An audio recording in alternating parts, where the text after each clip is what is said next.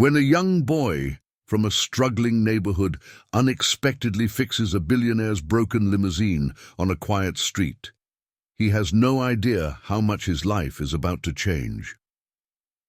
The next day, the billionaire arrives at his doorstep with an offer that could alter his family's future forever. This heartwarming and inspiring story of resilience, talent, and the power of unexpected kindness highlights how one act can spark a journey of hope and opportunity.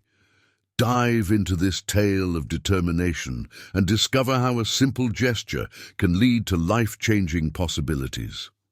The faint sound of a train rumbled in the distance as dawn seeped through the cracked blinds of the small apartment.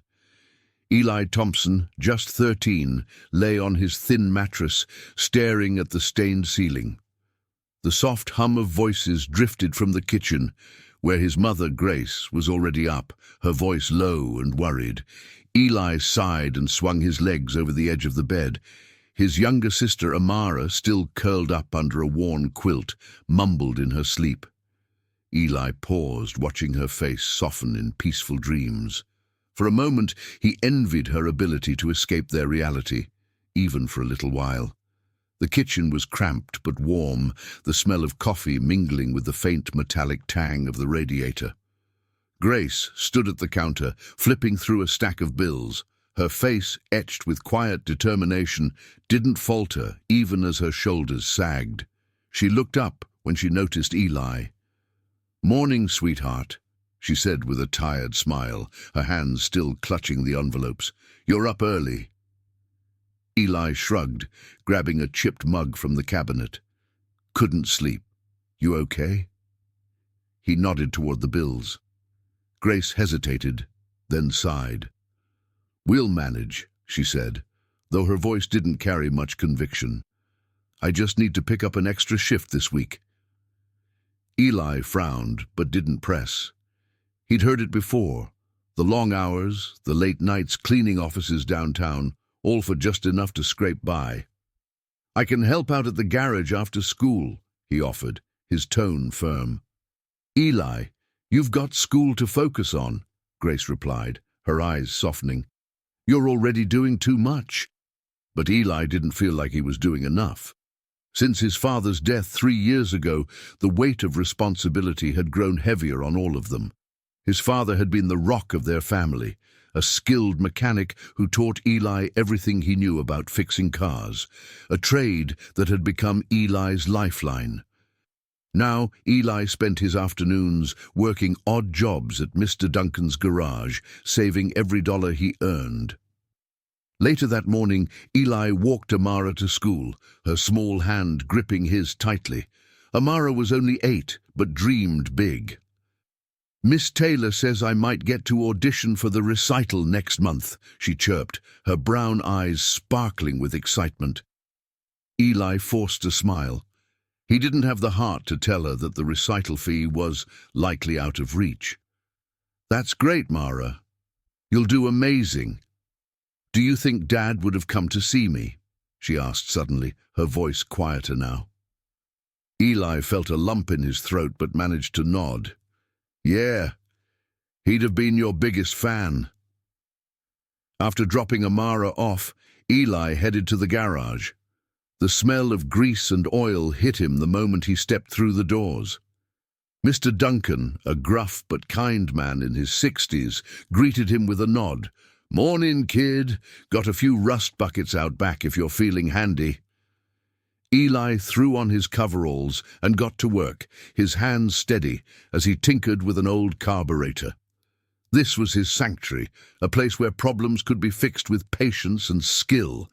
It reminded him of sitting beside his father in their tiny backyard, the two of them working side by side as his dad explained the mechanics of every part. By the time Eli left the garage, the sun was setting, casting long shadows across the cracked pavement. He stopped at the corner store to grab a loaf of bread and a carton of milk, just enough to last a few days. Back home, dinner was simple: toast, eggs, and stories about the day. Amara reenacted her ballet practice in the middle of their tiny living room, spinning clumsily on the worn carpet, while Grace clapped along, her laughter breaking through the weight of the day. Eli watched them, a rare smile tugging at his lips. For all their struggles, moments like this reminded him why he worked so hard. They had each other, and that was what mattered most. As the night deepened, Eli lay in bed, the muffled sounds of the city outside blending with Amara's soft breathing. His mind buzzed with thoughts of bills, repairs and dreams that felt just out of reach. But even in the shadows of their struggles, a flicker of hope remained, a belief that somehow they'd find a way. The morning after another restless night, Eli sat at the small kitchen table, fiddling with a broken radio that belonged to their neighbor, Mrs. Callahan. The table's surface was scattered with tiny screws, wires, and tools that had been passed down from his father. A faint crackle escaped the radio's dusty speaker, and Eli leaned closer, his brow furrowed in concentration. "Come on, just a little more," he muttered to himself, adjusting a loose wire with a pair of needle-nose pliers. A sharp spark lit up briefly, and the radio sprang to life with the crackling sound of a country station. The kitchen door creaked open, and Grace walked in, still in her uniform from her early cleaning shift. Her tired face softened as she spotted Eli tinkering. "You've been at that thing since breakfast.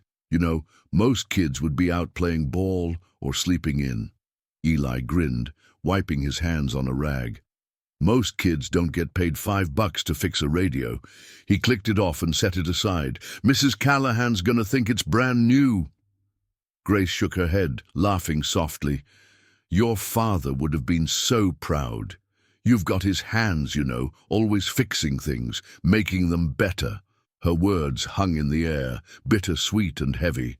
Eli didn't say anything, but glanced down at his grease-stained fingers, feeling both the pride and the responsibility that came with those hands.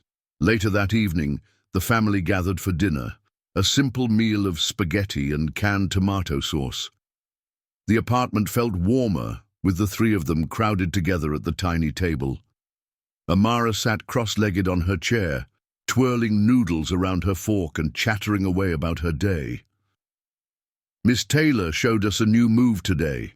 It's called a pirouette," Amara said, her face lighting up. "She says I'm getting better." "That's great, sweetheart," Grace said, though her voice carried a note of weariness. "Maybe you'll be on a big stage someday." Amara hesitated, her excitement dimming. "But I can't practice much anymore. We don't have the space, and—" She trailed off, pushing her plate aside. Eli looked at his sister, her small shoulders slumped, and felt a pang of guilt. "You don't need a fancy studio, Mara," he said, trying to lift her spirits. "We'll figure something out. Maybe I can clear some room in the living room or something." Amara gave him a half-smile, but the disappointment lingered in her eyes.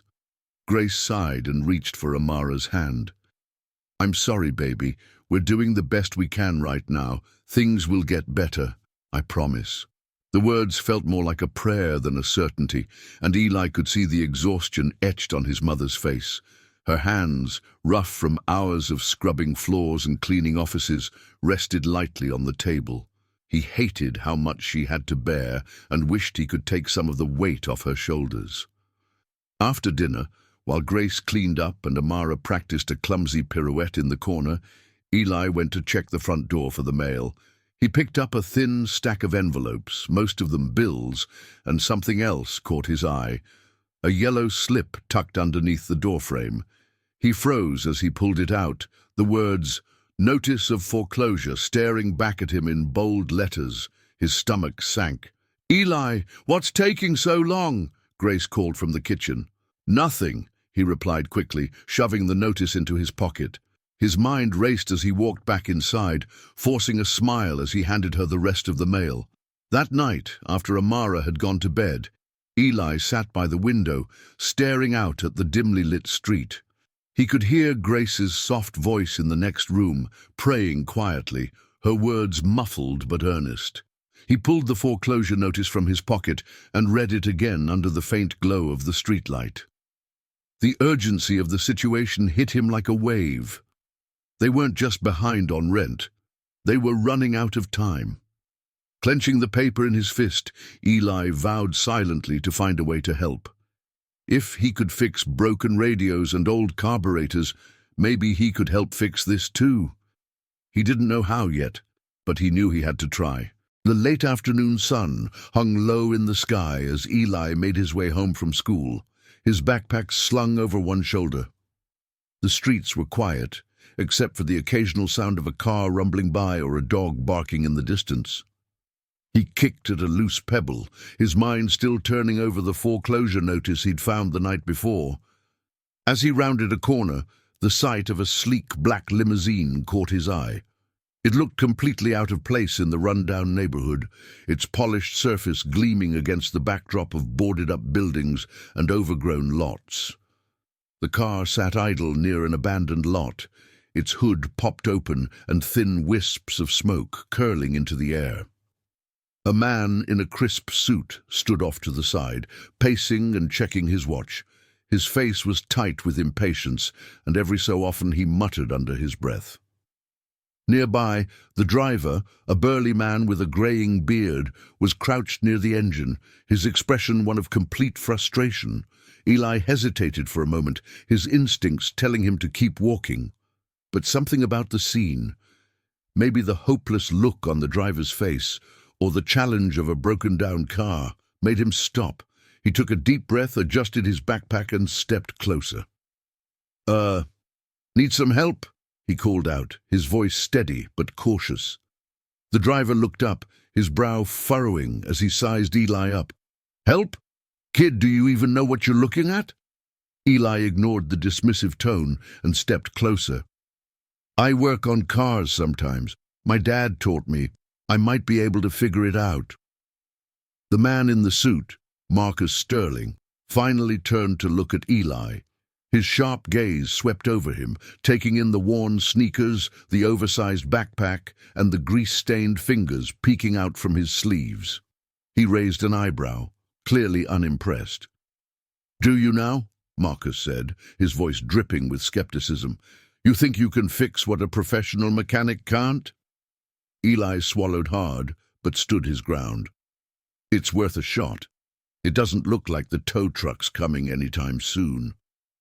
Marcus glanced at his watch again, then at the car, before letting out a sigh. "Fine. Just don't make it worse."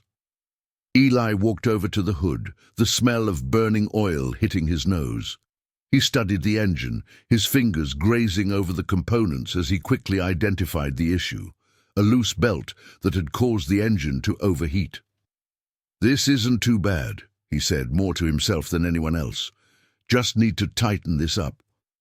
The driver, Mr. Cole, handed him a wrench from a small toolkit in the trunk, his skepticism softening as he watched Eli work.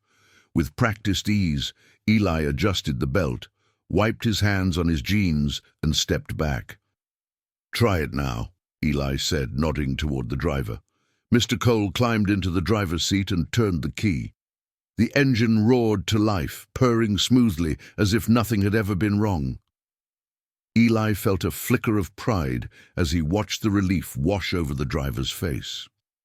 "Well, I'll be damned," Mr. Cole muttered, stepping out of the car. "Kid knows his stuff." Marcus, however, barely spared Eli a glance. He reached into his pocket, pulled out a crisp $20 bill, and handed it to him without a word. "Thanks," he said curtly before turning back to his phone. Eli stared at the bill for a moment, his fingers tightening around it. He had hoped for at least a good job or some sign of appreciation, but Marcus had already dismissed him as if he were just another inconvenience solved. The limousine's doors slammed shut, and the car pulled away, leaving Eli standing in the dusty lot. The weight of the $20 in his hand felt heavier than it should have. "Guess that's all I'm worth," he muttered to himself, shoving the money into his pocket. With a deep breath, he picked up his backpack and started walking home. the hum of the limousine's engine fading into the distance. As he reached his apartment building, the familiar weight of reality settled back on his shoulders. The foreclosure notice still loomed large in his mind, and the $20 in his pocket felt like a drop in an ocean of problems. But as he opened the door and saw Amara practicing her ballet steps in the living room, her laughter filling the space, he reminded himself why he kept trying. Even if the world didn't always notice his efforts, his family always would. The old apartment door creaked as Eli stepped inside, the faint light of a single lamp casting soft shadows across the room. Grace was at the sink, washing dishes, while Amara twirled clumsily in the living room, her arms outstretched in an imagined ballet routine. The sight brought a small smile to Eli's face, though it quickly faded as the events of the day crept back into his mind. "Hey, you're late," Grace called over her shoulder, her voice a mix of concern and exhaustion. "Everything okay?" "Yeah," Eli replied, dropping his backpack by the door. He hesitated, then added, "Fixed a car on the way home." Grace turned, drying her hands on a towel. "A car? What do you mean?"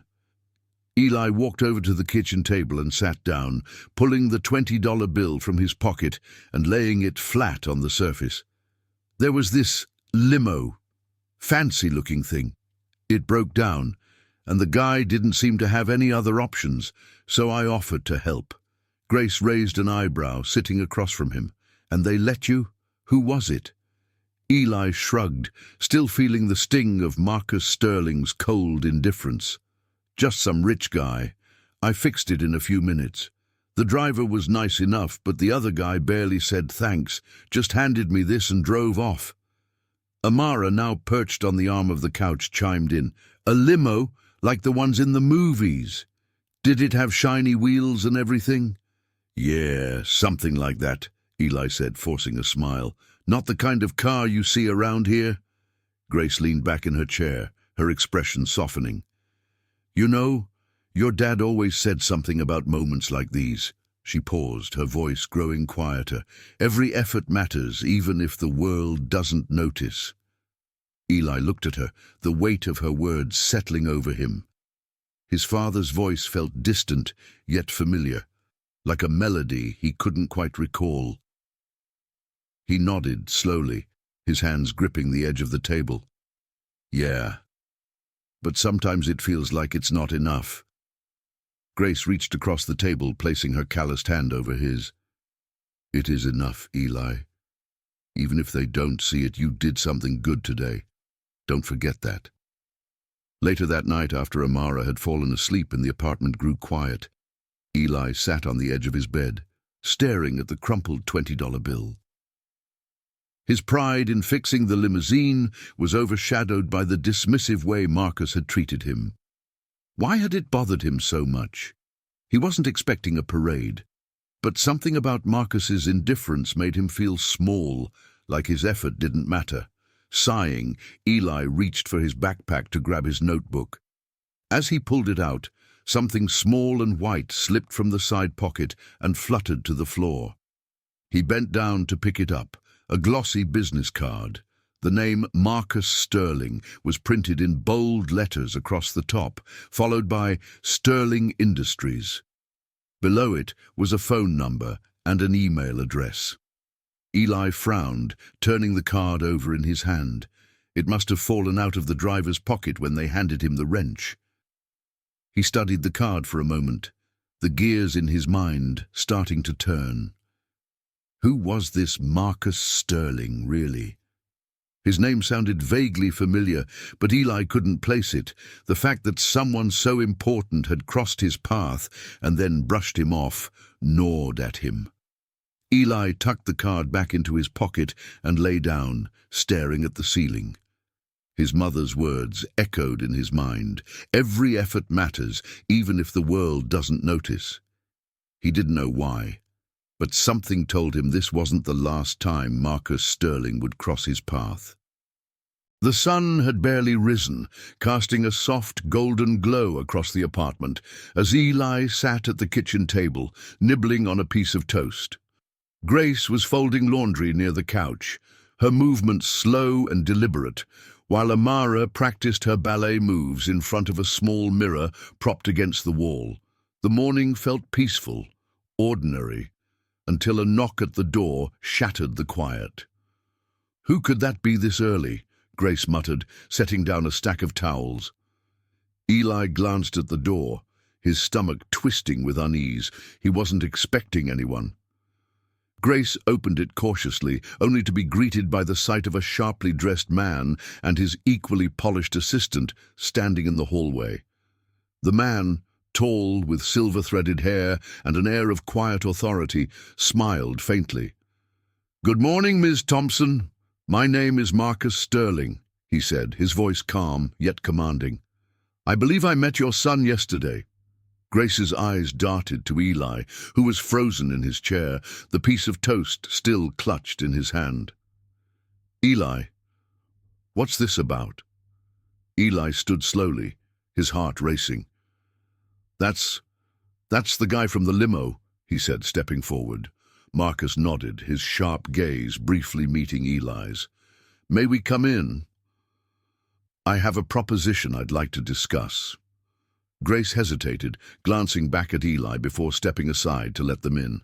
Marcus and his assistant, a no-nonsense woman in her 30s, carrying a sleek leather portfolio, walked into the cramped apartment.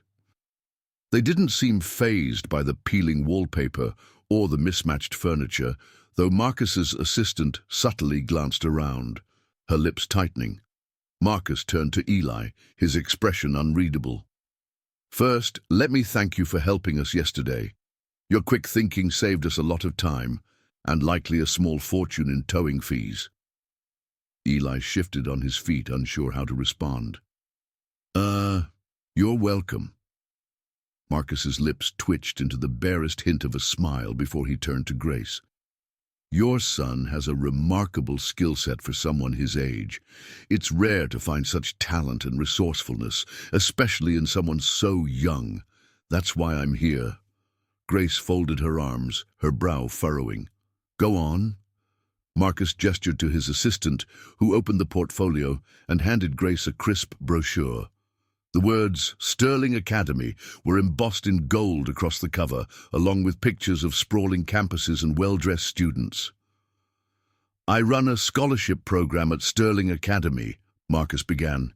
"It's designed to identify promising young talent from underprivileged communities and give them access to resources that can help them thrive. Your son, Eli, is an excellent candidate for this program." Grace's eyes narrowed. "And what exactly does this program entail?" "Full tuition, books, uniforms, transportation, all covered," Marcus replied smoothly. "It's a chance for Eli to receive an elite education, one that could open doors to opportunities he might never have otherwise." Eli's breath caught.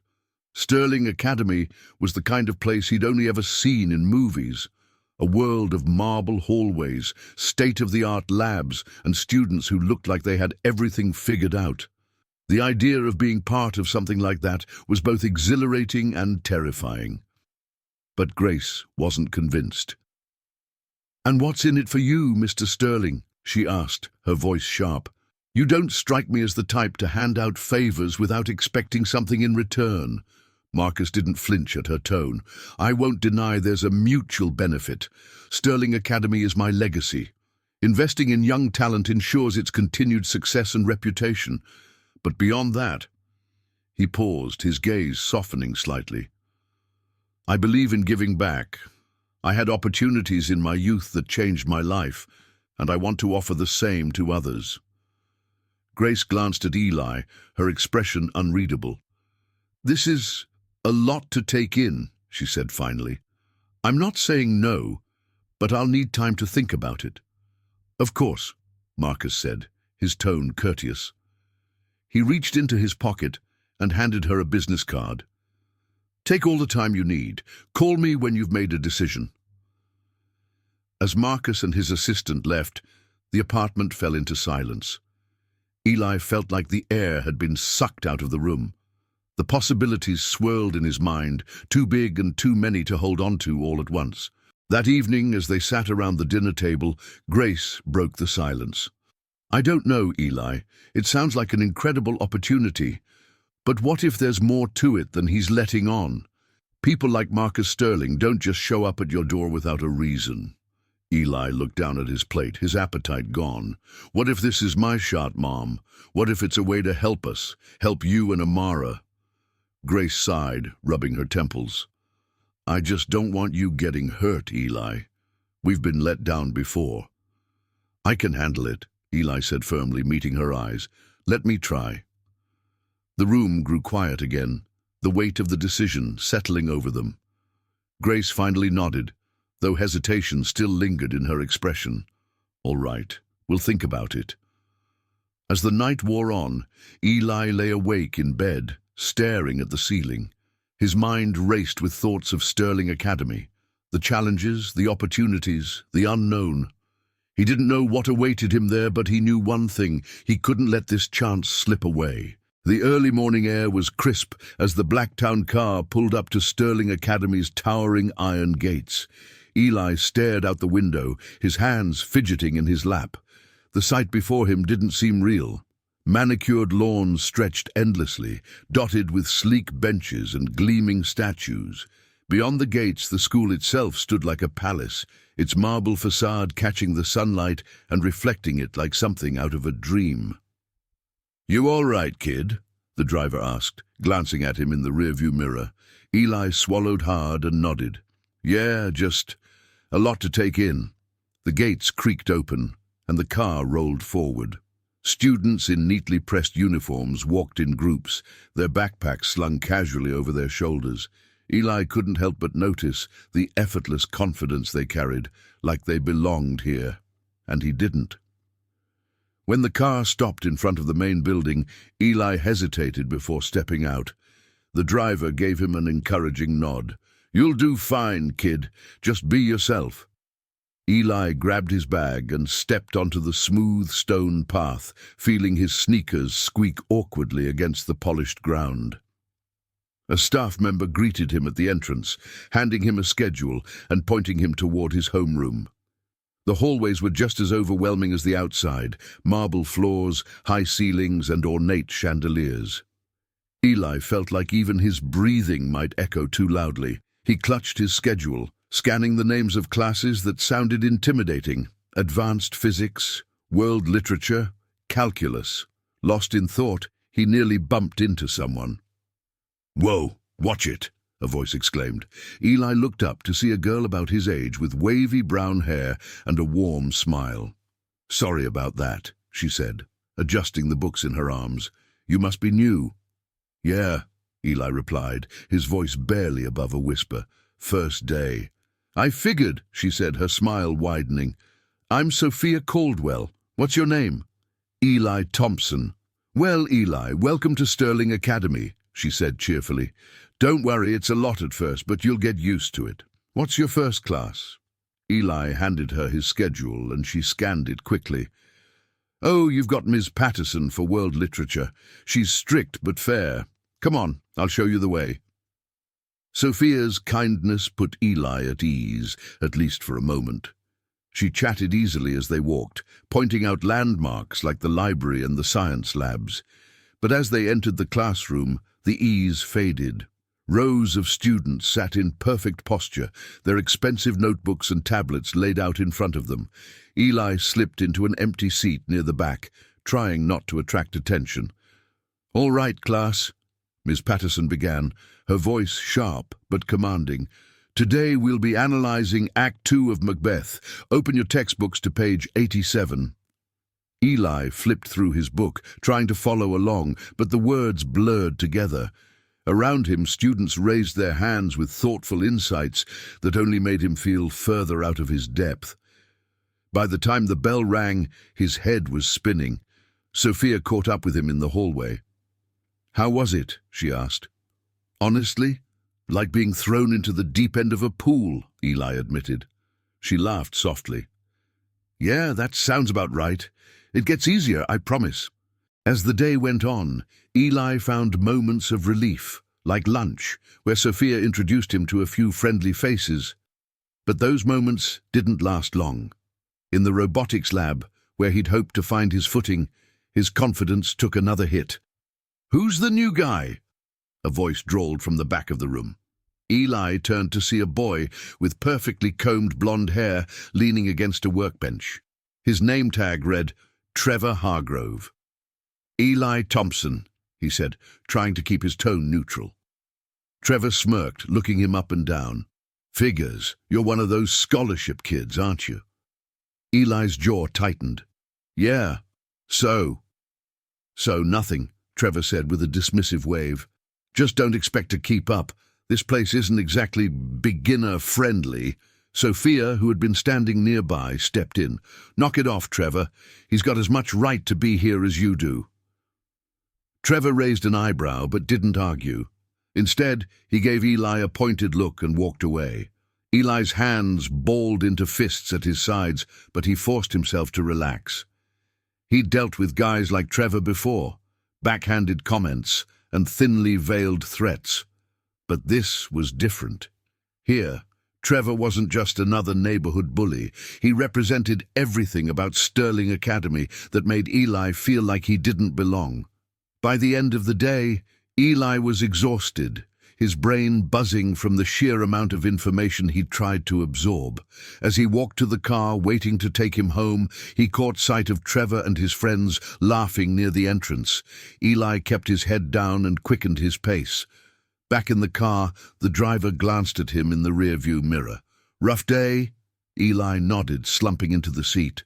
"Yeah, but I'll figure it out." The car pulled away and Eli stared out the window at the manicured campus fading into the distance. He felt like an outsider in a world that wasn't made for him, but he also knew he couldn't give up.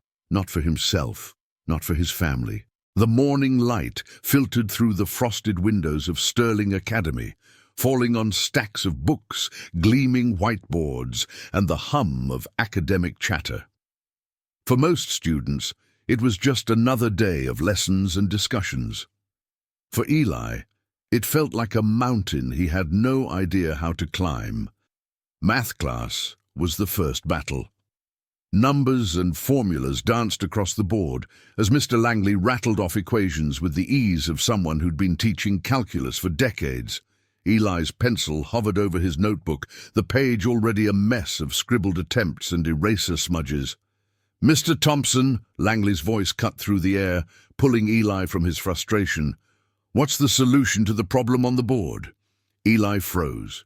His eyes darted to the whiteboard, where a complex equation loomed like a foreign language. He opened his mouth, but no words came out. "It's fine," Langley said after a moment, his tone neutral but sharp enough to sting. "We'll move on." Eli slumped in his seat, his cheeks burning. Around him, whispers floated through the air, and he caught Trevor's smirk out of the corner of his eye. The rest of the day didn't get any easier. In literature, the class dissected metaphors and themes in Macbeth, but Eli could barely keep up.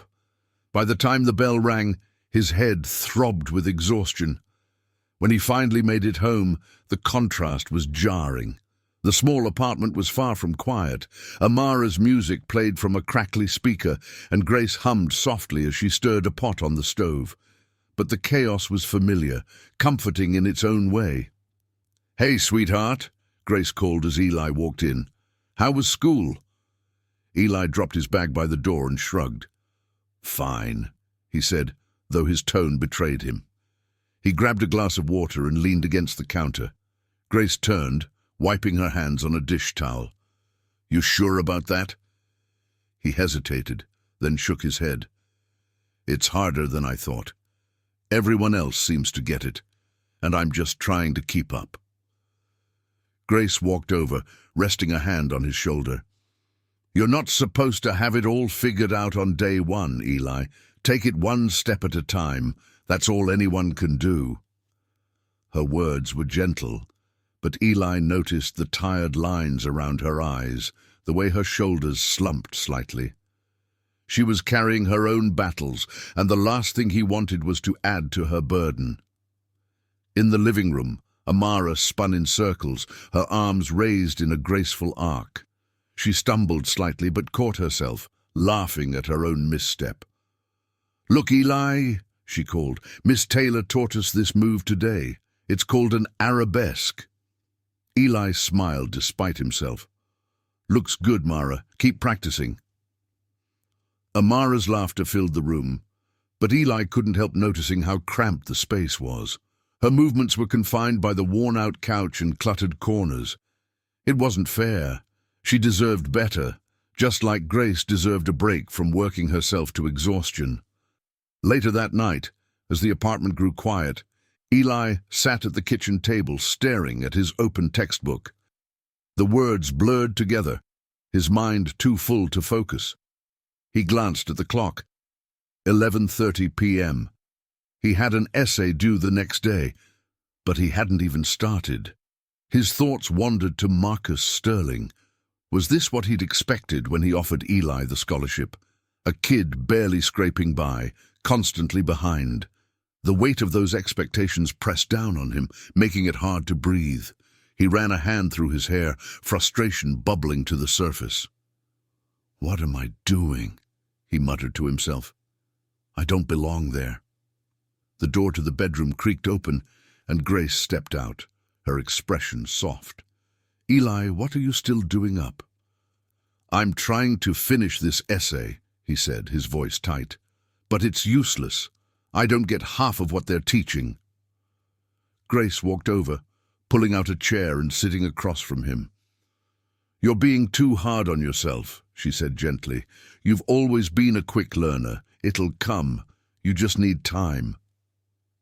"What if I don't have time?" Eli shot back, his frustration spilling over. "What if I can't keep up, Mom? I'm already behind, and it's only been a week." Grace reached for his hand, her touch grounding him. "Listen to me, Eli. You've been through tougher things than this. You'll figure it out, just like you always do, and you don't have to do it alone, okay?" Eli nodded, though the doubt still lingered. After Grace went back to bed, he stared at his textbook again, forcing himself to focus. He didn't have the luxury of giving up, not when so much was at stake.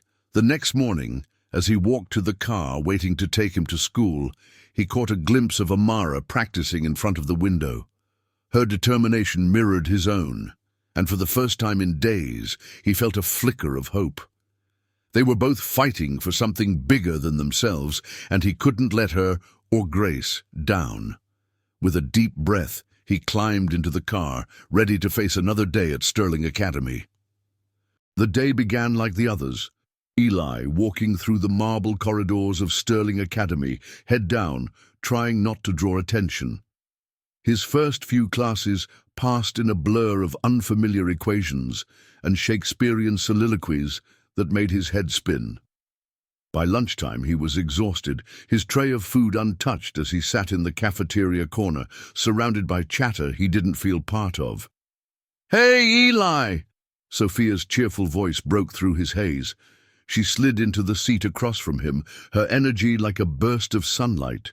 "Why are you sitting here all by yourself?" Eli shrugged, poking at his food. "Just thinking." "Well, stop thinking so much," she said with a grin. "You're going to burn out before the day's even over." He smirked despite himself.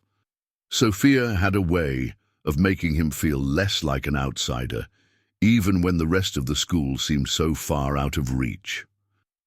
"I've been meaning to ask you," she continued, leaning forward. "Do you like building stuff? You know, robots, gadgets, that kind of thing?" Eli blinked, surprised. "Yeah, I guess. My dad was a mechanic, and I've been fixing things since I was a kid." "Why?" Her smile widened. "You should join the robotics club. We're working on some pretty cool stuff, and I think you'd fit right in." Eli hesitated. The idea intrigued him, but the thought of walking into yet another unfamiliar room filled with students who probably knew more than he did made his stomach churn. "I don't know. I'm not sure I'd be any good at it." Sophia waved off his doubt. Trust me, you'll be fine. Besides, it's not just about being good. It's about having fun and learning something new. Come to the meeting after school. If you hate it, you don't have to come back." Eli considered her words, the spark of curiosity outweighing his nerves. "All right," he said finally. "I'll check it out." The robotics lab was tucked away in a quieter part of the campus, its walls lined with shelves of tools, gears, and partially assembled machines. The smell of solder and metal filled the air as Eli followed Sophia inside. A small group of students was gathered around a large workbench, deep in discussion. "Everyone, this is Eli," Sophia announced, gesturing toward him. "He's thinking about joining us." The students turned to look at him, their expressions ranging from polite interest to mild skepticism. One boy, in particular, stood out: Trevor Hargrove. He leaned back against the workbench, arms crossed, his smirk as sharp as ever. "Eli, huh?" Trevor said, his tone dripping with condescension. "Sophia's new project, I see." Sophia shot him a glare. "Knock it off, Trevor. He's here to help, same as everyone else." Eli ignored Trevor and stepped closer to the workbench, where a partially built robot sat in the center. "What's wrong with it?" he asked, his eyes scanning the machine. One of the other members, a quiet girl named Natalie, spoke up. "The arm keeps jamming when it tries to grip something. We've been trying to figure out why." Eli nodded, his fingers itching to dive in. "Mind if I take a look?" Natalie shrugged, stepping aside. "Be my guest." Eli leaned over the machine, examining the arm mechanism. Within minutes, he spotted the problem, a misaligned gear that was causing the motor to seize up. "There's too much tension here," he said, pointing it out. "If you loosen this screw and adjust the gear by a few millimeters, it should work fine." The group watched as Eli made the adjustment, his hands steady and precise. When he finished, he stepped back. "Try it now." Natalie powered up the robot, and the arm moved smoothly, gripping an object with ease. The group erupted into murmurs of approval, and even Trevor's smirk faltered for a moment. "Not bad," Trevor said, his tone neutral but his eyes narrowed. "Beginner's luck." Eli met his gaze, refusing to let Trevor's comment rattle him. "Or maybe I just know what I'm doing." Sophia grinned. "Looks like we've got ourselves a new team member." As the meeting continued, Eli found himself easing into the flow of the group. He shared ideas, asked questions, and even laughed a few times, something he hadn't done much of since starting at Sterling Academy. For the first time, he felt like he might belong, but Trevor wasn't about to let him off easy. During a brainstorming session, he interrupted Eli's suggestion with a snide remark. "That's not how it works," Trevor said, rolling his eyes. "Maybe stick to fixing cars, Thompson." Eli's jaw tightened, but before he could respond, Sophia stepped in. "Enough, Trevor. You don't have to like everyone, but you do have to respect them." Trevor scoffed, but didn't push further, though the tension between them lingered. When the meeting ended, Sophia walked with Eli toward the main gates. "You did great today," she said. "Don't let Trevor get to you. He's like that with everyone." Eli nodded, though Trevor's words still echoed in his mind. "Thanks for inviting me. It felt good to be part of something." Sophia smiled. "You're going to fit in just fine, Eli. Trust me." As Eli climbed into the waiting car, he allowed himself a small smile. The robotics club wasn't just about building machines, it was about finding a place where he could prove himself. And for the first time in a long while, he felt like he was on the right path. But as the car pulled away, he couldn't shake the feeling that Trevor wasn't done with him yet. The old neighborhood felt different every time Eli came back. The chipped paint on the apartment buildings, the cracked sidewalks, the distant sound of kids laughing in the alleys, it was all familiar, yet it somehow felt smaller now. Sterling Academy's pristine hallways and sprawling lawns were worlds away from the life he'd always known. As Eli stepped into the apartment, the warm smell of Grace's cooking wrapped around him like a hug. "You're home," Grace called from the kitchen. She wiped her hands on her apron and gave him a quick embrace. "How was the week?" "Busy," Eli said, setting his bag down by the couch. "Feels like I haven't stopped moving since Monday." "You look tired," Grace said, eyeing him carefully. "I hope you're eating enough." Eli chuckled. "I'm fine, Mom." Amara came bounding into the room, her face lighting up when she saw him. "Eli, look at this!" She spun in a quick circle, her arms extended, and struck a pose. "Miss Taylor said I'm getting better," Eli clapped, his grin genuine. "That was awesome, Mara. You're going to be the best dancer in the whole city." Amara beamed. "I just need more practice, and maybe a real stage one day." Grace's smile faltered slightly, but she recovered quickly. "Well, for now, you've got the best stage in the world, right here in the living room." Amara didn't seem to mind, twirling away to the rhythm of music only she could hear. Eli watched her, his heart tugging at the contrast between her big dreams and their cramped apartment. He wished he could do more, give her more, but for now, his words had to be enough. Later that afternoon, Grace called Eli into the kitchen, holding a small toaster that had seen better days. "This thing stopped working yesterday. I was going to toss it, but I figured you might want to take a crack at it." Eli grinned. "I'm on it." He sat at the kitchen table, tools spread out before him, while Grace bustled around making dinner. The familiar rhythm of repairing something, identifying the problem, finding a solution, helped quiet his mind. Within 20 minutes, the toaster was humming again. "Good as new," Eli said, plugging it in to demonstrate. Grace shook her head, smiling. "You've got your father's touch, that's for sure." The mention of his dad brought a bittersweet pang to Eli's chest. He nodded, focusing on packing up his tools. That evening, after Amara had gone to bed, Eli sat on the couch, staring at the dim glow of the streetlights through the window. Grace joined him, her hands cradling a steaming cup of tea. "You've been quiet," she said gently. "What's on your mind?" Eli hesitated, then exhaled. "It's just school. I don't know if I can keep up, Mom. Everyone there is so smart, so confident. I feel like I'm pretending to be something I'm not." Grace set her cup down and turned to face him fully. "Eli, you've always been harder on yourself than anyone else ever could be. But let me tell you something, you belong there." He shook his head. "How can you be so sure?" "Because I know you," she said, her voice firm. "I've seen you figure things out when the odds were stacked against you. I've seen you step up when no one else would. Resilience, Eli, it runs in your blood."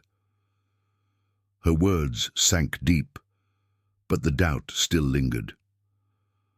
"What if it's not enough?" he asked quietly.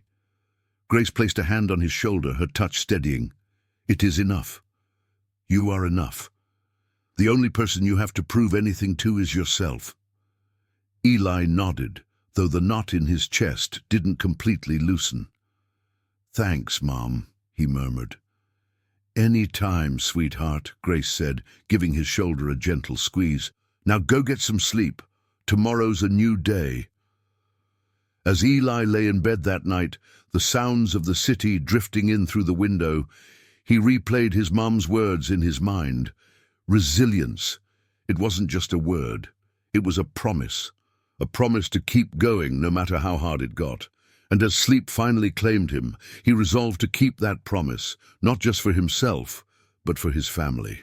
The gymnasium buzzed with excitement as teams from all over the region gathered for the robotics competition. Rows of tables were lined with elaborate machines, each more impressive than the last.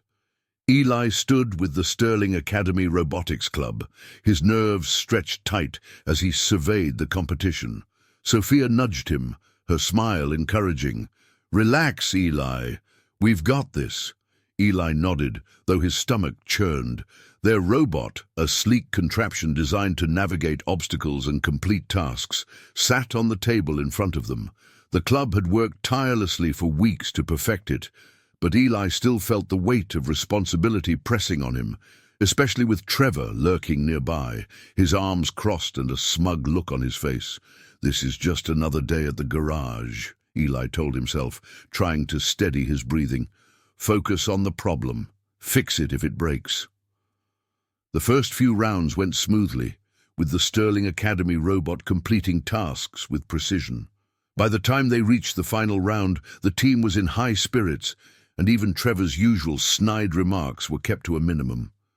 But as the final challenge began, a timed obstacle course with intricate maneuvers, the robot faltered, its arm jammed, refusing to pick up a crucial object. The audience murmured, and the team huddled in panic. "What's going on?" Sophia asked, her voice urgent. Eli stepped forward, his eyes narrowing as he assessed the robot. "It's the grip mechanism. The alignment's off." Trevor scoffed. "Great observation, genius. Too bad we don't have time to fix it." Eli ignored him, grabbing a small toolkit from under the table. His hands moved quickly but carefully, adjusting the alignment with a precision that silenced the team. "Try it now," Eli said, stepping back. Sophia powered the robot, and the arm moved smoothly, completing the task just in time.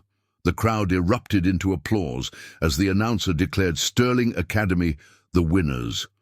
After the ceremony, the team gathered by their table, the trophy gleaming in Sophia's hands. Marcus Sterling himself approached, his presence commanding as always. The team fell silent as he looked over the robot, his sharp eyes lingering on Eli. "Impressive work," Marcus said, his tone measured but sincere. "Eli, I hear your quick thinking saved the day." Eli blinked, surprised by the recognition. "It was a team effort, sir," he said, though a small part of him swelled with pride. Marcus nodded, a rare smile tugging at the corner of his mouth. "Good leaders know how to think under pressure. Keep it up." As Marcus walked away, the team buzzed with excitement, but Trevor stood apart, his expression dark. "That was unnecessary," Trevor said, his voice low but biting as he confronted Eli. "What are you talking about?" Eli asked, confused. Trevor's eyes narrowed. "You didn't have to step in and play hero. You just wanted to show off." Eli's jaw tightened. "The robot wasn't working, Trevor. Someone had to fix it." "Yeah, well, next time, maybe let the team handle it," Trevor snapped before storming off. Sophia shook her head, stepping up beside Eli. "Don't listen to him. He's just mad because he didn't get the spotlight." Eli forced a smile, but Trevor's words stuck with him. No matter how hard he worked, it seemed like proving himself wasn't enough. Not to Trevor, not to himself. As the team packed up, Eli lingered by the robot, running his hand over its sleek frame. For a moment, he let himself savor the win. He'd done something today, something that mattered, and even if the road ahead wasn't going to be easy, this was a start. The ride home was quiet, but Eli's thoughts buzzed with possibilities. One triumph wouldn't erase all his doubts, but it gave him something to hold on to, a reminder that he belonged, even when the world tried to tell him otherwise. The robotics lab was unusually quiet that morning as Eli worked on his latest project, a scaled-down robotic arm designed to mimic human movement. His hands moved with precision, adjusting gears and tightening screws, lost in the focus that always calmed him. This project was important, a key part of his midterm grade, and another chance to prove he belonged at Sterling Academy. Sophia strolled in, balancing a cup of coffee in one hand and her sketchbook in the other. "You're here early," she said, setting her things down beside him. "Wanted to get a head start," Eli replied, not looking up. "The presentation's tomorrow, and I want everything to be perfect." Sophia peered at the robotic arm, her eyebrows lifting in admiration. "It looks great. You've got this." Eli smiled faintly, her encouragement easing his nerves. "Thanks. Let's hope the judges think so too." The next morning, Eli arrived at the lab early to prep for his presentation. His heart sank the moment he saw his workstation. The robotic arm sat on the table, but something was wrong. Parts were misaligned, wires dangled where they shouldn't, and one of the motors was completely missing. "No, no, no, no," Eli muttered, rushing to inspect the damage. Panic rose in his chest as he realized the extent of the sabotage. Whoever had tampered with the arm had done so with deliberate precision, ensuring it wouldn't function. Sophia walked in moments later, stopping short when she saw the look on Eli's face. "What happened?" "Someone messed with it," Eli said, his voice tight. "I left everything set up last night, and now it's ruined." Sophia's eyes darkened as she glanced toward the back of the room, where Trevor was leaning against a workbench, chatting with another student. "You think it was him?" Eli followed her gaze, his fists clenching. Who else would it be? When it was Eli's turn to present, he did his best to salvage the situation. He explained the design and goals of his project, but without a working prototype, the judges were unimpressed. His grade suffered, and the humiliation stung as he stepped down from the podium. Trevor smirked as Eli walked past, his expression smug. It was all Eli could do not to confront him right then and there. Later that afternoon, Eli finally cornered Trevor in the hallway. "Why did you do it?" he demanded, his voice low but sharp. Trevor raised an eyebrow, feigning innocence. "Do what?" "Don't play dumb," Eli snapped. "You sabotaged my project. Why?" Trevor shrugged, his smirk unwavering. "Maybe I didn't like you hogging all the attention. Maybe you needed to be reminded of your place." Eli's hands balled into fists, but before he could respond, a teacher walked by, her stern gaze cutting through the tension. "Is there a problem here?" Trevor shook his head, his tone smooth. "No problem at all. We were just talking." Eli wanted to scream, to tell the teacher what Trevor had done, but he knew it wouldn't matter without proof. Frustration boiled inside him as he watched Trevor walk away unscathed. Back in the robotics lab, Eli slumped into a chair, his head in his hands. "This isn't fair," he muttered. "I worked so hard and he just gets away with it." Sophia sat beside him, her expression sympathetic. "You're right. It's not fair, but you can't let him win, Eli. He wants you to give up. That's what he's counting on." "I don't know if I can keep doing this," Eli admitted, his voice barely above a whisper. "Every time I think I'm getting somewhere, something like this happens." Sophia placed a hand on his shoulder. "You're stronger than you think. Look at everything you've already accomplished. One setback doesn't define you." Eli sighed, her words sinking in slowly. He didn't feel strong in that moment, but he knew Sophia was right. Trevor might have knocked him down, but staying down wasn't an option. Not for him, not for his family. That night, as Eli sat at his desk repairing the robotic arm, he thought about what Sophia had said. The world wasn't fair, and there would always be people like Trevor trying to hold him back, but if he let them win, he'd never move forward. With renewed determination, he tightened the last screw and powered up the arm. It whirred to life, its movement smooth and precise. A small victory, but one that reminded him of why he started this journey in the first place. The email came just before the end of the day, a short, formal note requesting Eli meet with Marcus Sterling in his office after school. Eli's stomach churned as he read it.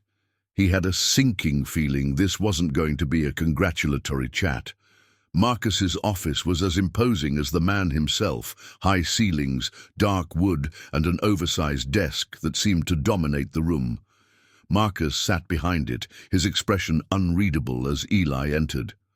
"Sit," Marcus said, gesturing to the chair across from him. Eli obeyed, clutching his notebook tightly. The silence stretched for a moment before Marcus leaned forward, his piercing gaze locking onto Eli. "I heard about the robotics presentation," Marcus began, his tone measured but sharp, "and the fact that your project failed." Eli swallowed hard, his throat dry. "It wasn't Someone sabotaged it, he said, his voice quiet but firm. Marcus raised an eyebrow, unimpressed. Sabotage or not, the result is the same. You're here because I saw potential in you, Eli, but potential means nothing if you don't deliver.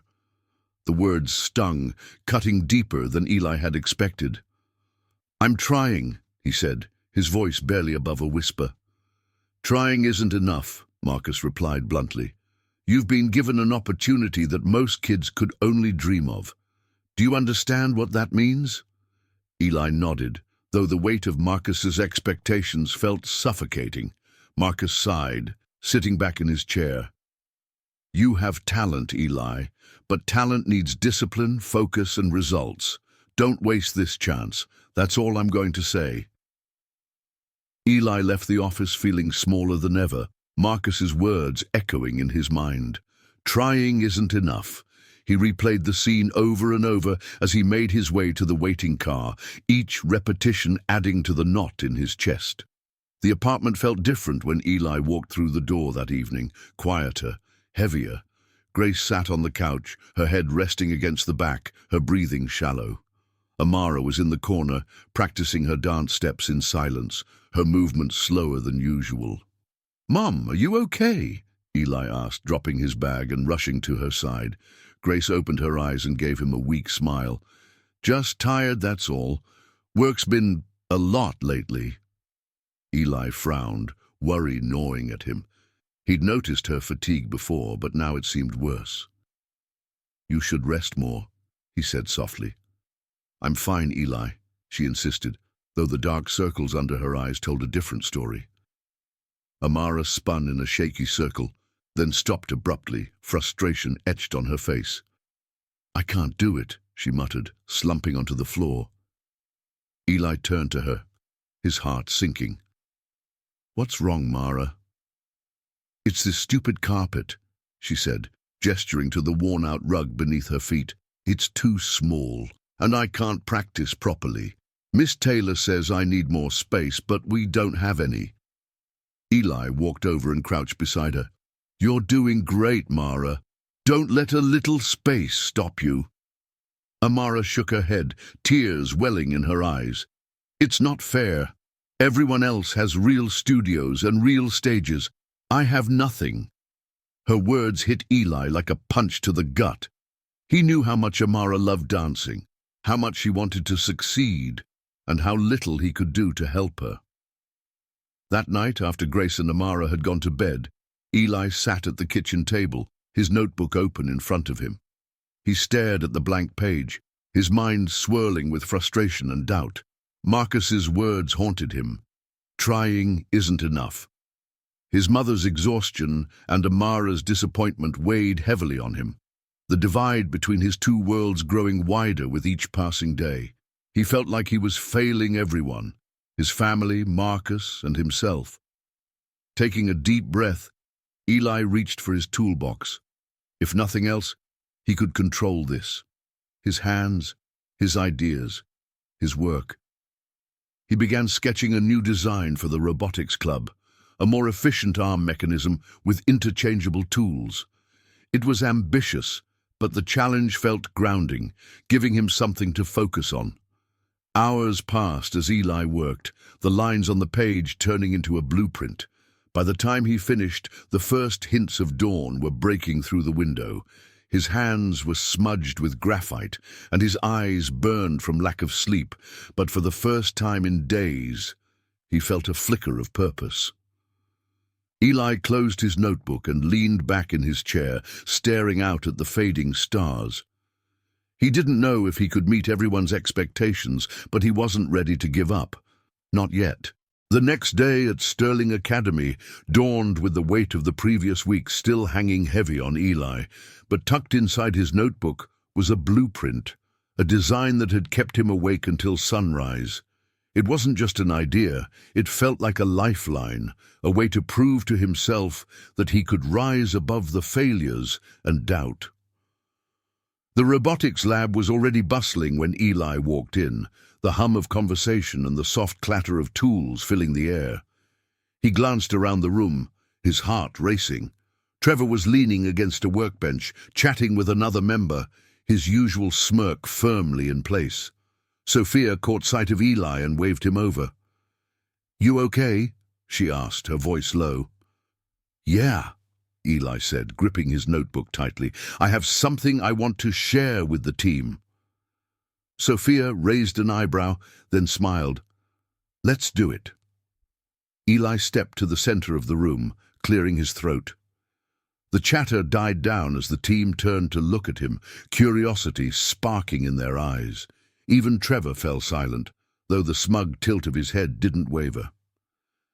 "I've been working on a new design," Eli began, his voice steady despite the butterflies in his stomach. He opened his notebook, revealing the carefully drawn blueprint. "It's a modular robotic arm. The idea is to create a single arm base with interchangeable tools, so it can perform multiple functions without needing a full redesign." He walked the team through the details, pointing out how each part of the design worked together. "The inspiration came from my dad's old tools," he said, his voice softening. "He always said the best tools are the ones you can adapt to different jobs." When he finished, the room was quiet for a moment, the weight of his words settling over the group. Then Sophia broke the silence with a grin. "That's brilliant, Eli." A ripple of agreement followed, with team members leaning in to examine the blueprint more closely. Even Natalie, who rarely spoke, nodded in approval. "We could use something like this in the next competition," she said. Trevor, however, stayed silent. He crossed his arms, his gaze fixed on the blueprint. "It's interesting," he said finally, his tone grudging, "but it's going to take a lot of work to make it functional." Eli met his gaze, refusing to back down.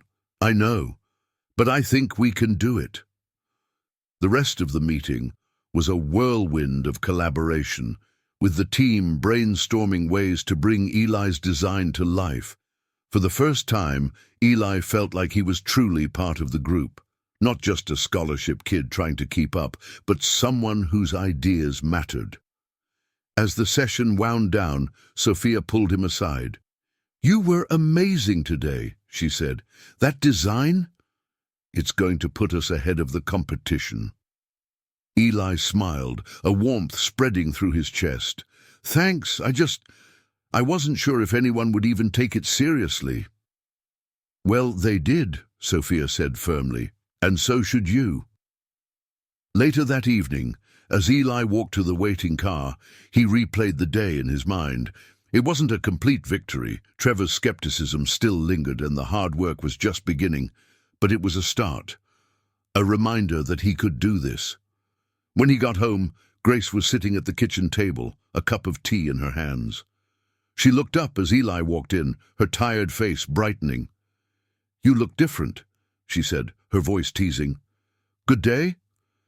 "Yeah," Eli said, setting his bag down. "A really good day."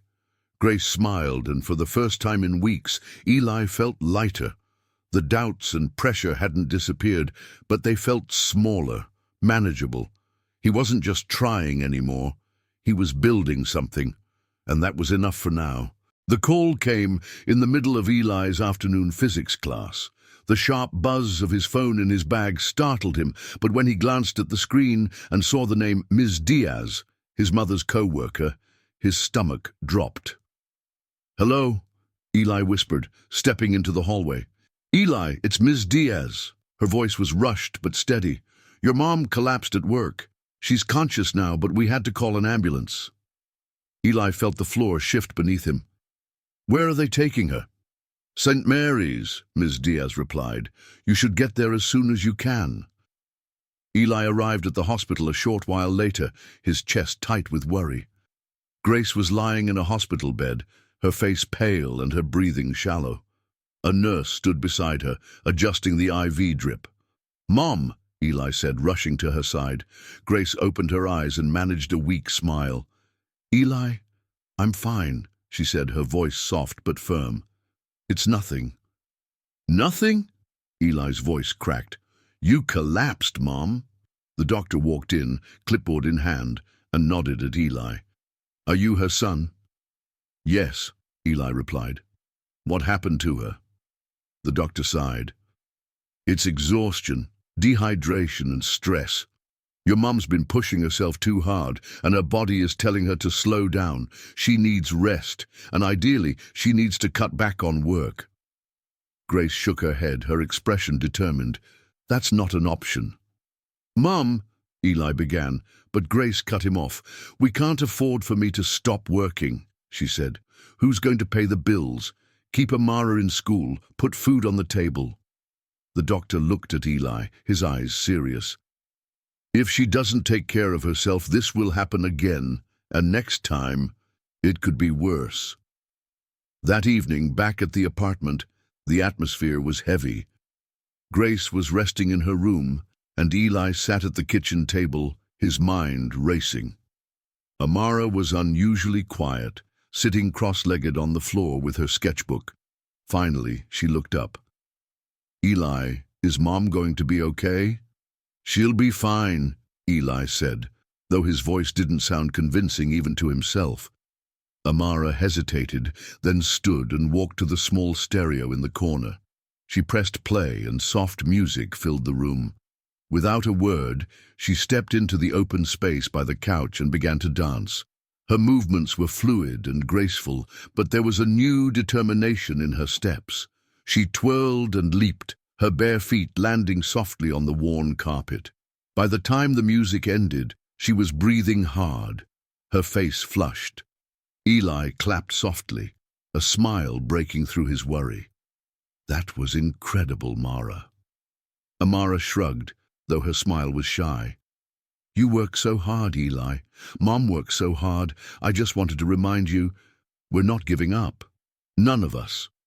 Her words hit Eli like a spark, igniting something deep within him. He looked at his little sister, her eyes bright with hope, and realized she was right. They couldn't afford to give up. Not now, not ever. Later that night, Eli sat at the kitchen table, his textbooks and notebooks spread out before him. He thought about his mum's tired face, the doctor's warning, and Amara's determined dance. The pieces of his life felt like a puzzle, disconnected and chaotic, but he knew he had to find a way to put them together. He picked up his pen and started sketching out a plan. He'd double down on his studies, excel in the robotics club, and find a way to help his family, even if it meant taking on more responsibility than he thought he could handle. I'll figure it out, Eli murmured to himself, for Mom, for Amara, for all of us. And as he worked late into the night, the weight of his resolve anchored him, pushing the doubts to the edges of his mind. He didn't have all the answers yet, but he had a purpose, and that was enough to keep him going. The invitation came unexpectedly. Eli found the envelope waiting on his desk when he returned from lunch, the Sterling Industries logo embossed on the front. Inside was a short note from Marcus Sterling. Meet me in the Innovation Lab after school. I have someone I'd like you to meet. Curiosity mingled with anxiety as Eli made his way to the lab that afternoon. He had no idea what Marcus had planned, but the tone of the note didn't leave much room for debate. The Innovation Lab was unlike anything Eli had ever seen. The sprawling space was filled with sleek machinery, prototype models, and screens displaying blueprints and data. Marcus stood near the back, speaking with an older man whose white hair and glasses gave him the look of a seasoned professor. "Ah, Eli," Marcus said, spotting him. "Come in." Eli stepped closer, his gaze darting between the two men. "You wanted to see me?" "Yes," Marcus replied, gesturing to the older man. "This is Mr. Bennett, one of the most respected robotics engineers in the industry. He's retired now, but his work has influenced everything from prosthetics to AI systems." Mr. Bennett extended a hand, his grip firm but warm. "Nice to meet you, Eli. Marcus has told me about your work. Seems you've got quite the knack for this." Eli flushed, shaking his hand. "Thanks. I'm still learning." "Well, we're all still learning," Mr. Bennett said with a chuckle. "The trick is to never stop." The three of them sat down at a nearby table where Marcus explained his purpose for the meeting. Eli, I've arranged for Mr. Bennett to mentor you. He has decades of experience, and I believe he can help you refine your skills and channel them into something meaningful. Eli's eyes widened. You want to mentor me? He asked, glancing at Mr. Bennett.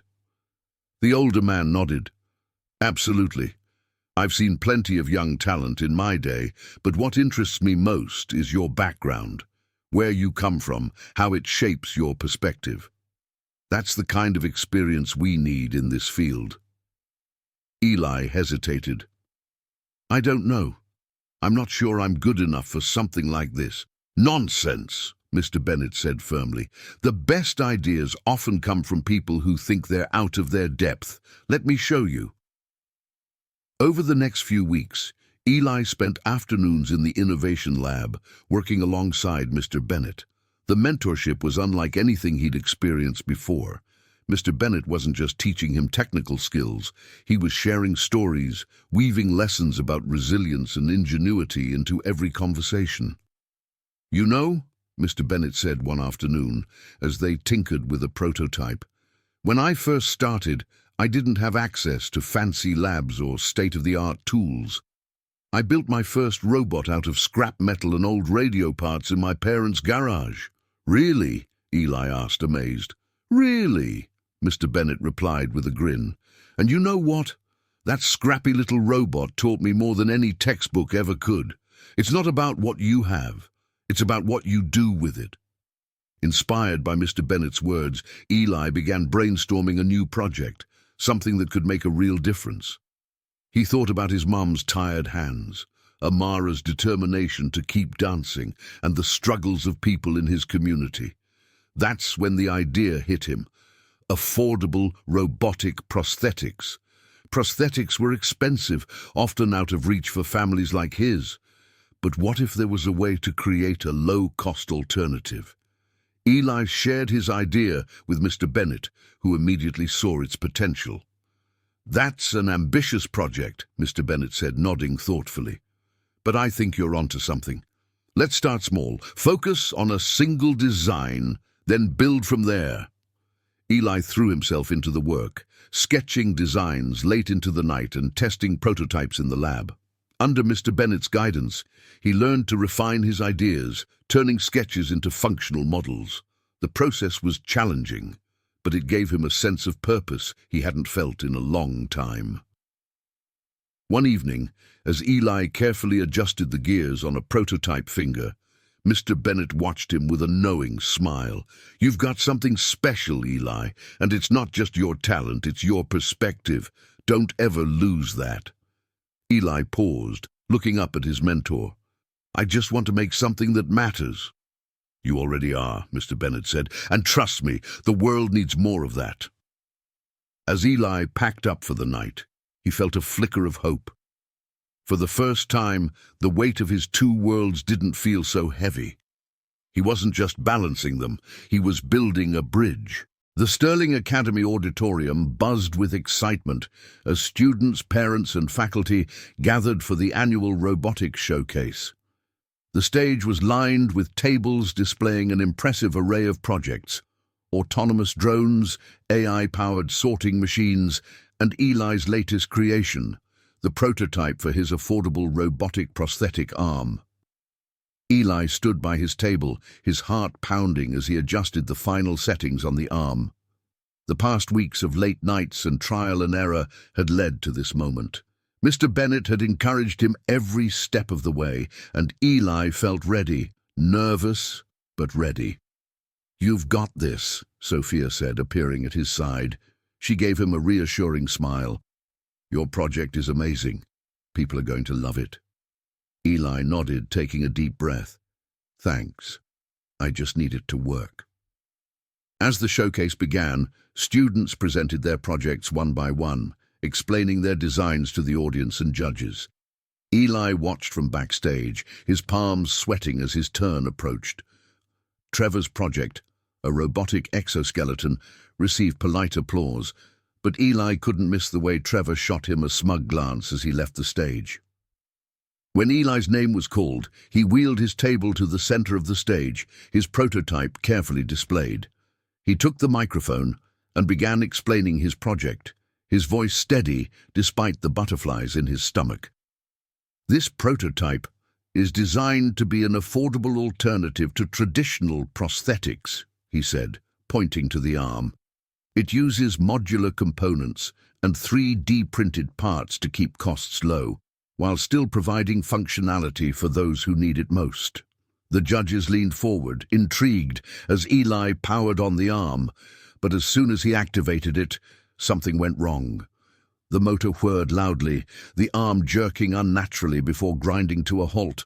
The crowd murmured and Eli's stomach dropped. This isn't supposed to happen," Eli stammered, his hands moving frantically to troubleshoot the problem. No matter what he tried, the arm refused to respond. Defeated, he stepped back from the table, his face burning with humiliation.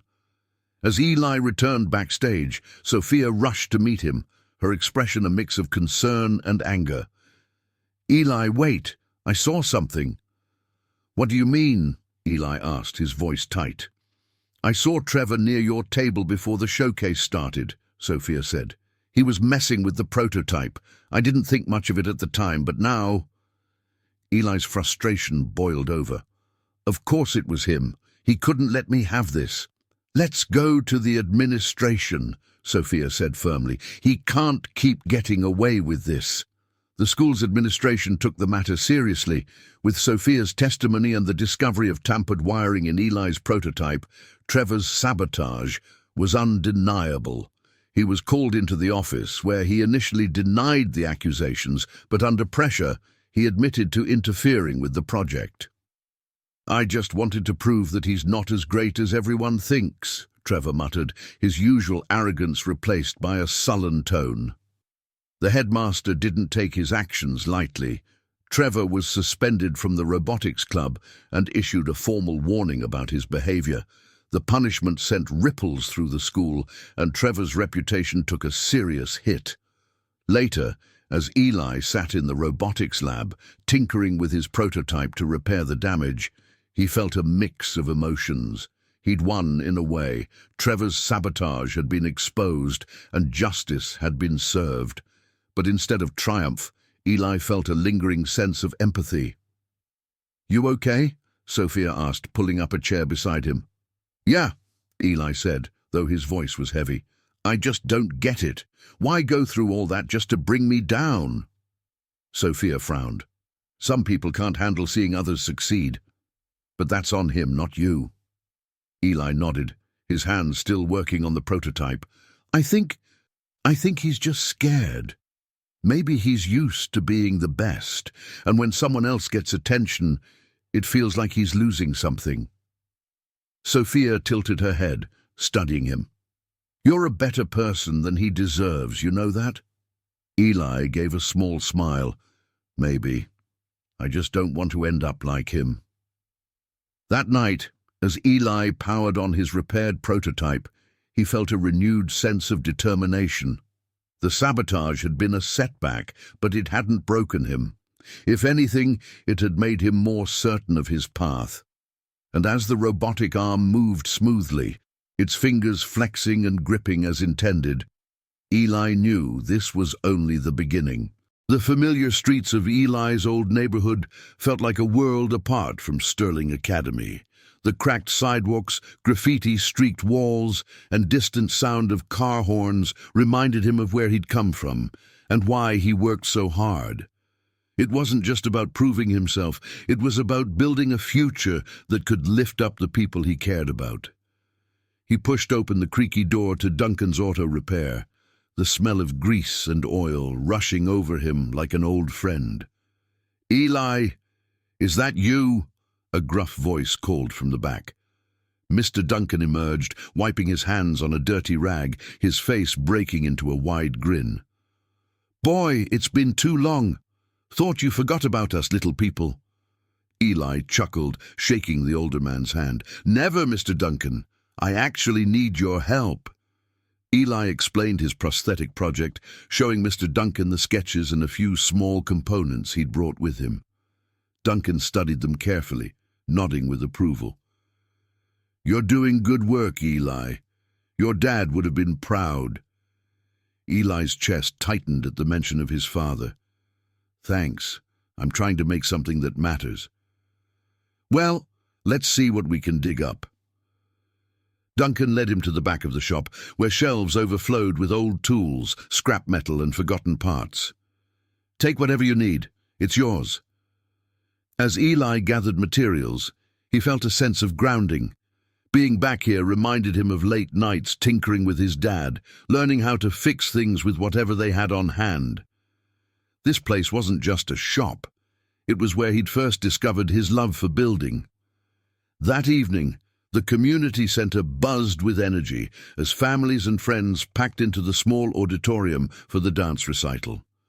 Eli sat near the front with Grace, who looked tired but happy, her eyes lighting up every time she glanced at the stage.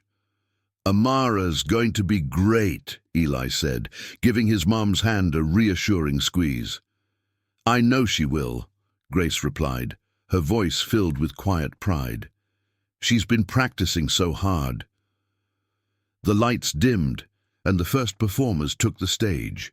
Amara's group was up third, and when she stepped into the spotlight, Eli's heart swelled. She moved with confidence and grace, her small figure commanding the stage as if it were her own. The audience erupted in applause when the performance ended, and Amara beamed as she bowed. After the recital, Amara ran to them, her face glowing. "Did you see me? Wasn't I great?" "You were amazing, Mara," Eli said, lifting her off the ground in a hug. "I'm so proud of you." Grace nodded, tears glistening in her eyes. "You were perfect, sweetheart." As they left the auditorium, Amara revealed a surprise. "Did you know Mr. Sterling sponsored my recital fee?" she said, looking up at Eli. "Miss Taylor said he wanted to help." Eli paused, the gesture surprising him. Marcus Sterling wasn't one for grand displays of kindness, but this small act showed a different side of him, a side that believed in giving back. Back at home, as the family celebrated with a modest dinner, Eli's mind churned with ideas. Seeing Amara on stage, confident and radiant, reminded him of the power of opportunity. She'd been given a chance to shine, and she'd made the most of it. Now it was his turn to do the same. That night, Eli worked late into the night on his prosthetic design, incorporating the materials he'd gathered from Duncan's shop. He thought about the people in his community, hard-working, talented, but often overlooked, and imagined what his project could mean for them. It wasn't just about making a product, it was about making a difference. As the first rays of sunlight crept through the window, Eli sat back and stared at the prototype on his desk. It wasn't perfect, but it was a start, a bridge between the two worlds he was trying to connect. And for the first time, he truly believed he could make it happen. The air buzzed with excitement as teams from across the state gathered in the vast arena for the Robotics Championship. Rows of tables displayed sleek, intricate machines, everything from autonomous drones to AI-powered sorting systems. Eli's table stood out, not because it was flashy, but because it carried something different, his prototype for an affordable, robotic prosthetic arm. The Sterling Academy team surrounded the display, finalizing their setup. Sophia adjusted the presentation board, while Natalie double-checked the robot's programming. Trevor, reinstated on the team after serving his suspension, kept to the background, unusually quiet. Eli tightened a bolt on the arm's base, his fingers steady despite the adrenaline coursing through him. This was the moment he had worked for, the chance to prove what his project could do. "You ready?" Sophia asked, placing a hand on his shoulder. Eli nodded, his jaw set. "Ready as I'll ever be." The competition began with a flurry of activity as teams presented their projects to the judges. Each team explained their designs, demonstrating their capabilities and answering questions from the panel. When it was Sterling Academy's turn, Eli stepped forward, his heart pounding. He took a deep breath and began. Our project is a modular robotic prosthetic designed to provide an affordable alternative for individuals who need it most. Using 3D-printed parts and interchangeable components, this prototype prioritizes accessibility without sacrificing functionality. He powered on the arm, which came to life with smooth, fluid movements. The judges leaned in, clearly impressed, as the arm successfully completed a series of tasks, gripping objects, lifting weights, and demonstrating fine motor skills. One of the judges, a woman with sharp glasses and a notepad, spoke up. "This is remarkable. What inspired this design?" Eli hesitated for a moment, then spoke from the heart. "I grew up in a community where people had to make do with what they had. My dad was a mechanic, and he taught me that the best tools are the ones that adapt to the needs of the people using them. This project is my way of giving back, to make sure that no one is left behind just because they can't afford what they need." The room was silent for a moment, then broke into applause. Eli stepped back, his chest heaving with relief and pride. The awards ceremony felt like a blur. As the announcer called out the winners, Eli barely dared to hope. But when Sterling Academy was declared the first-place team, the world seemed to stop for a moment. "Eli Thompson, please join us on stage to accept the award on behalf of your team," the announcer said. Eli's legs felt like jelly as he walked onto the stage. The weight of the moment pressing down on him, he accepted the trophy, the cheers of his teammates ringing in his ears. As the ceremony concluded, Eli spotted Marcus Sterling approaching the team, his expression uncharacteristically warm. "Congratulations," Marcus said, his voice steady but sincere. He turned to Eli, his gaze firm. "Your work is exceptional, Eli. You've exceeded every expectation, and then some." Eli blinked, caught off guard by the praise. "Thank you, sir," he managed, his voice quiet. Marcus nodded. "This is just the beginning. Keep pushing forward. You're going to do great things." Later, as the team celebrated in the lounge area, Sophia handed Eli a sparkling cider and raised her glass. "To Eli, the heart of this team and the reason we're standing here right now." The group echoed her toast, and Eli felt a wave of gratitude wash over him. For the first time, he wasn't just a kid trying to prove himself. He was part of something bigger, something meaningful. That night, as Eli packed up the prototype, he thought about how far he had come. From the small apartment he shared with Grace and Amara to the polished halls of Sterling Academy, the journey hadn't been easy. But this win wasn't just his. It was for his family, his community, and everyone who had ever believed in him. And as he walked out of the arena, the trophy in his hand and the future wide open before him, Eli knew this was only the beginning. The morning after the championship, Eli sat at the kitchen table, staring at the trophy that now took up most of the space.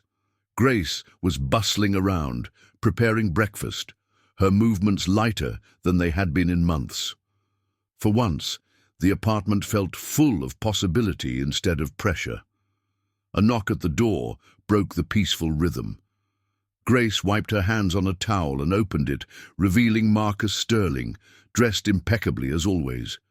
He stepped inside with the confidence of someone who rarely heard no. "Good morning," Marcus said, his tone polite but direct. "Eli, I hope I'm not interrupting, but I have something important to discuss with you and your family." They all gathered in the living room, Marcus sitting in the worn armchair as Grace and Eli took the couch. Amara peeked around the corner from her makeshift dance studio in the corner of the room, curiosity shining in her eyes. "First, congratulations again on your win," Marcus began, his gaze steady on Eli. "Your work impressed not only the judges but also several of my colleagues who attended the competition. Your prosthetic design has real potential, not just as a product, but as a solution to a critical need." Eli nodded, his heart pounding. "Thank you, sir." Marcus leaned forward, his hands clasped. I'd like to offer you an internship at Sterling Industries. You'll have access to our labs, resources, and a team of engineers to help refine your prototype. This isn't just an opportunity to learn, it's a chance to turn your idea into something tangible, something that could help thousands. Grace's eyes widened, and Eli felt a rush of excitement mixed with fear. I don't know what to say, he stammered. Say yes, Marcus replied simply. You've earned this. Later, after Marcus left, the family sat around the kitchen table, processing the news. An internship, Grace said, shaking her head in disbelief. Eli, this could change everything. I know, Eli said, still reeling. But what about you and Amara? I can't just leave you both. Grace reached across the table, placing her hand over his. You don't have to worry about us anymore. Marcus mentioned that his initiative includes financial support for families like ours. I'll be able to cut back on work, focus on my health, and actually spend time with Amara. Eli's chest tightened with emotion. Are you sure, Mom? You've done so much. I'm sure, Grace interrupted, her voice firm but gentle. This is your time, Eli. Take it. A week later, more good news arrived, this time for Amara. She came running into the apartment after school, clutching a letter in her hand. Mom! Eli! I got in! She squealed, waving the paper excitedly. Eli took the letter and read it aloud. The Detroit School of Performing Arts. Full scholarship. His voice cracked as he read the words, the reality sinking in. Amara's dream of dancing on a real stage was finally within reach. Grace hugged Amara tightly, tears streaming down her face. I'm so proud of you, she whispered. Amara looked up at Eli, her eyes shining. You said I'd be the best in the city. Guess you were right. Eli laughed, ruffling her hair. I knew it all along. As the days passed, the pieces of their lives began to fall into place. Grace reduced her workload and started seeing a doctor regularly, her color returning and her spirits lifting. Amara threw herself into her dance rehearsals with renewed energy, practicing every day until the floor creaked under her steps. And Eli, with Marcus's offer in hand, prepared to take his next big step. The fear and self-doubt hadn't disappeared entirely, but they were overshadowed by a growing sense of purpose. For the first time, the future didn't feel like an impossible climb. It felt like a path he was ready to walk. On the night before his first day at Sterling Industries, Eli sat at his desk, staring at the prototype arm. He ran his fingers over the modular joints, thinking about where it had started and where it could go. You've got this, Grace said from the doorway, her voice steady. And no matter what happens, we're right here. Eli turned to her, his eyes full of gratitude. Thanks, Mom, for everything. She smiled, stepping forward to hug him. You make me proud every single day. As Eli lay in bed that night, he thought about the bridges he was building between his past and future, between his dreams and his family's. And for the first time in a long time, he felt ready to step fully into the world waiting for him. The Sterling Academy auditorium was packed with proud families, faculty, and graduates. The stage was adorned with banners, and the air buzzed with excitement. Eli sat among his classmates, his graduation cap balanced precariously on his head. His hands gripped the edge of his chair as the principal approached the podium. And now, the principal announced, smiling broadly, our valedictorian, Eli Thompson. The room erupted in applause as Eli stood, his heart pounding. Walking to the podium, he glanced at his family in the front row. Grace was dabbing at her eyes with a tissue, Amara beaming beside her, and Mr. Duncan giving him a subtle thumbs up. Their support steadied him. Eli cleared his throat, the microphone amplifying the soft hum of his voice. Good evening, everyone. If you'd told me a few years ago that I'd be standing here delivering this speech, I wouldn't have believed you. He paused, letting the chuckles ripple through the audience. I grew up in a neighborhood where opportunities weren't easy to come by. My family worked harder than I can even describe, and there were days when I doubted if any of it would lead somewhere. But one thing I've learned, sometimes it's not about knowing the path ahead. It's about taking the first step, no matter how unsure you feel. Eli's voice grew stronger as he continued, drawing from his journey. Perseverance, community, and belief. Those are the things that brought me here, and I hope they carry us all forward as we leave this place and build our futures. The applause that followed was deafening, but what stayed with Eli was the pride on his family's faces as he stepped off the stage. That night, as the family walked home together under the stars, Eli glanced at his mother and sister. They'd come so far, together. The future still held its challenges, but it also held hope, opportunity, and the promise of new beginnings. Eli looked up at the sky and smiled. They'd done it, one step at a time. A month after graduation, Eli found himself back in his old neighborhood, walking the familiar streets that had shaped him.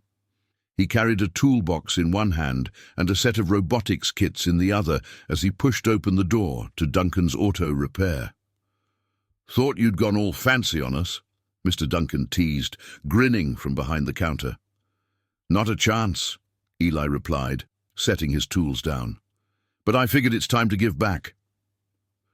In the weeks that followed, Eli started a mentorship program at the garage, teaching local kids the basics of mechanics and robotics. The shop came alive with the sound of laughter and the clatter of tools, the same way it had when Eli was a boy. One afternoon, as he helped a young girl adjust a gear on a simple robot, she looked up at him with wide eyes. "You really think I can do this?"